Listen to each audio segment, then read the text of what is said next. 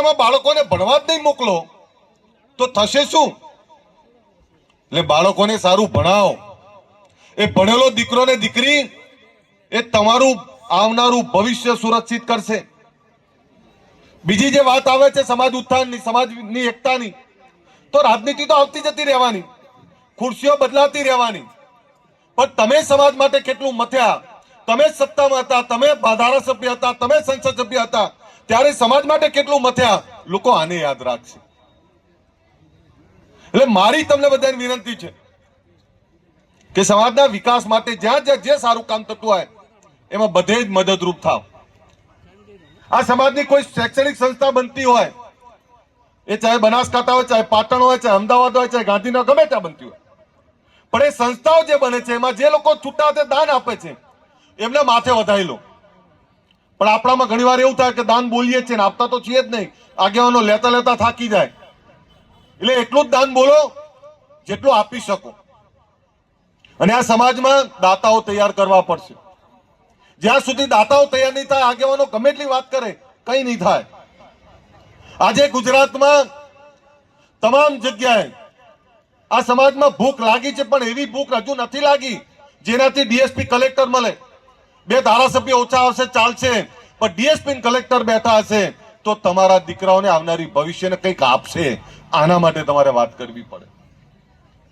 હમણાં બેને વાત કરી ગુટખાની, એટલે મેં વળી બેને એવું કીધું, મને કે 80% હાલે. મેં કીધું ના ના 10% હશે. એટલે બળજીજી કે ના ના પૂરું હશે. મેં વિક્રમભાઈને કીધું, એટલે વિક્રમભાઈ બિચારા હસવા લાગ્યા, પણ મેં ઢાંકેલી રાખી. હવે મને કહો, એક સ્ત્રી, એનું ઘરેણું છે લજ્જા, સંસ્કાર. હવે કોઈ સ્ત્રી મોંમાં ગુટખા ખાઈને એના દાંત લાલ પીળા થઈ ગયા હોય તેના તું કોઈ પાણી પીવે ખરું? અને જે ગુટખા ખાતા હોય એ દીકરા દીકરી શું ભણાવશો તમે? એને શું શીખવાડશો? પછી બેન કે કુપોષણ, કુપોષણ જ આવે ને ભાઈ. એટલે બહેનોને કહું છું, તમે આબરૂ છો અમારી, તમે તાકાત છો અમારી, તમે ઘરેણું છો અમારું, અને તમે જો ગુટખા ખાતા હોય તો અમને શરમ આવે છે. સમાજની આબરૂ જાય છે, પરિવારની આબરૂ જાય છે. એટલે મહેરબાની કરીને ગુટખાઓથી દૂર રહો. યુવાનોને કહું છું, જે પોતાના પરિવારને પ્રેમ કરતા હોય તો આ દારૂમાંથી બહાર નીકળો ભાઈ. હવે ક્યાં સુધી? કેટલું આ સમાજને તમે હવે આપશો? તમે એક સર્વે કરાવો બળદેવજી, આખા ગુજરાતમાં સૌથી વધારે દારૂના કારણે કોઈ સમાજમાં મૃત્યુ થયા તો આપણો સમાજ. અહીંયા જીઆઈડીસી આવી છે, અહીંયા આઈટીઆઈ બનાવવી પડે.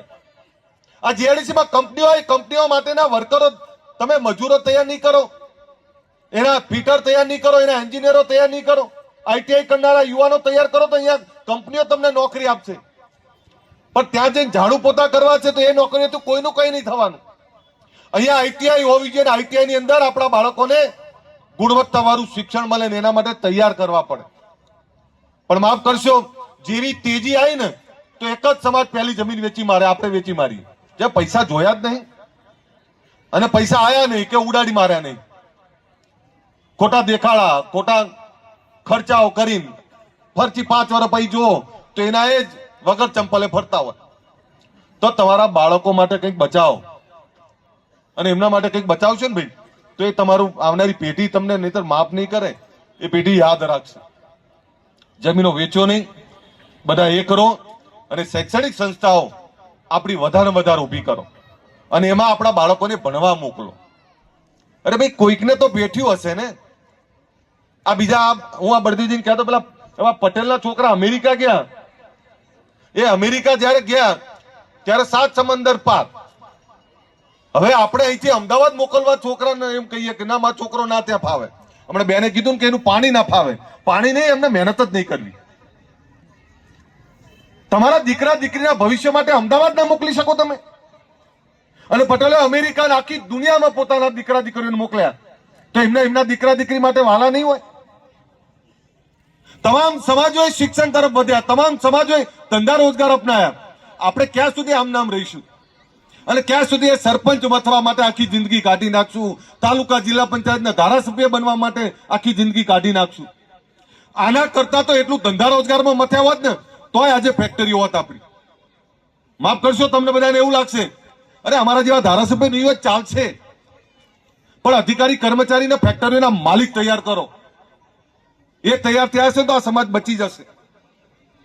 અને એ સત્તા, એક સત્તા એવી જોઈએ, જે હમણાં બળદેવજી વાત કરી કે એવી સત્તા નહીં જોઈએ કે જેમાં છૂટક પાવર હોય. તમને તો એવી સત્તાની જરૂર છે જ્યાં ફ્રીડમ વાળી સંપૂર્ણ સત્તા હશે તો જ આ સમાજનો ઉદ્ધાર થશે, બાકી નહીં થાય. અને એમાં તમને કદાચ ખબર પડે ના પડે હું શું કહેવા માંગુ. તમને કેવી સત્તા જોઈએ જે સત્તાથી તમારી તમામ જરૂરિયાતો પૂરી થાય, અને માફ કરશો સરકાર જોડે તમામ પાવર હોય. પણ આપણે તો રાજનીતિ કરી તો રાજનીતિ બરોબર નહીં કરી, ધંધો કર્યો તો ધંધો બરોબર નહીં કર્યો. આપણે સાચું શીખ્યા જ નહીં. અને આગેવાનોએ જયારે વાત કરી ત્યારે આપણે આગેવાનોની ખામીઓ જ કાઢી. પણ ક્યાં સુધી આગેવાનોની ખામીઓ કાઢશું? હવે તો આપણે સુધરીએ, આપણે હવે તો કામ કરીએ. આ બેને કહ્યું કે મને કે તમારા ઘરના મોકલો. જો હું આજથી કહું છું મહિનાના 10 દિવસ એ ગામડાઓમાં પડી રહેશે, પણ તમારે તમારા ઘરના બહેનોને તો કાઢવા પડશે નહીં બેઠેલા. પોતાના ઘરમાંથી શરૂઆત તો કરવી પડશે ને. અને શેના માટે?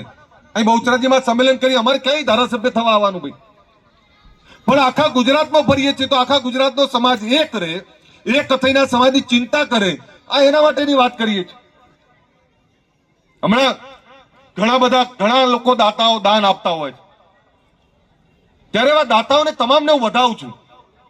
પણ દાન આપવું અને દાન ઉપર કામ કરવું એ બહુ અઘરો વિષય છે. અને દાન લીધા પછી પણ આપણે જો એ પ્રકારનું કામ ના કરી શકીએ ને તોય મતલબ નથી. મારી વિનંતી એટલી જ છે કે ઠાકોર સમાજ અને ઠાકોર સમાજની સાથે જે સમાજ તમને મદદ કરતો હોય, જે સમાજ તમને દાન આપતો હોય, બધાનું લઈ લો. મદદ તો લેવી જ પડશે, એકલા થાકી જશો. પણ એ બધા તમને જે મદદ કરે છે એ મદદમાં તમારે જાતે મથવું પડશે. કોઈ બીજા તમને ઉભા નહીં કરી જાય, તમારે જાતે ઉભા થવું પડશે.